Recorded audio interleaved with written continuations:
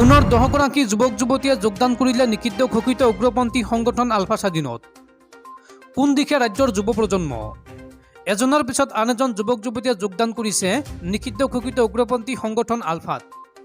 এইবাৰ পুনৰ ৰাজ্যৰ ভিন্ন প্ৰান্তৰ পৰা 10গৰাকী যুৱক যুৱতীয়ে একেলগে যোগদান কৰিলে নিষিদ্ধ ঘোষিত উগ্ৰপন্থী সংগঠন আলফাত। আৰু এই বিষয়টোক লৈ সবিশেষ তথ্য আপোনালোকক জনাম এইটো ভিডিঅ'ত। খুব এটা গুৰুত্বপূৰ্ণ ভিডিঅ', আপোনালোকে ভিডিঅ'টো শেষলৈকে চাই থাকিব। পুনৰ আলফা স্বাধীনলৈ ৰাজ্যৰ 10গৰাকী যুৱক যুৱতী। ৰাজ্যৰ ভিন্ন প্ৰান্তৰ পৰা পুনৰ 10গৰাকী যুৱক যুৱতীয়ে যোগদান কৰিছে নিষিদ্ধ ঘোষিত উগ্ৰপন্থী সংগঠন আলফাত। অসমৰ এটা আগশাৰী নিউজ পৰ্টেলে সবিস্তাৰে প্ৰকাশ কৰিছে এই বাতৰি। দেওবাৰে পুৱাই আলফা স্বাধীনৰ শিবিৰলৈ ৰাওনা হৈছে আটাইকেইগৰাকী। ইতিমধ্যে তথ্য আহি পৰিছে অসমৰ কোন কোন জিলাৰ পৰা কোনে কোনে যোগদান কৰিছে নিষিদ্ধ ঘোষিত উগ্ৰপন্থী সংগঠনটোত।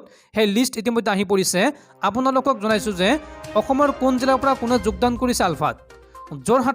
যোৰহাটৰ মহবান্দাৰ মৃদুপৱন বৰা, কামৰূপৰ লোহাৰঘাটৰ অনন্ত ৰাভা, কামৰূপৰ ছয়গাঁৱৰ দিগন্ত দাস, ওদালগুৰিৰ ৰৌতাৰ চিন্ময় ডেকা, ঢকুৱাখনাৰ বিপুল দেউৰী, নলবাৰীৰ মোকালমৰ নয়নজ্যোতি কলিতা, দেৰগড়ৰ নুকুল দাস, আমগুৰিৰ শিৱানী গগৈ, শিৱসাগৰৰ ডিমৰ ৰোহনী গগৈ, শিৱসাগৰৰ ফুলপানী চিঙাৰ মালবিকা বৰা, এই আটাইকেইগৰাকীয়ে যোগদান কৰিছে নিষিদ্ধ ঘোষিত উগ্ৰপন্থী সংগঠন আলফাত।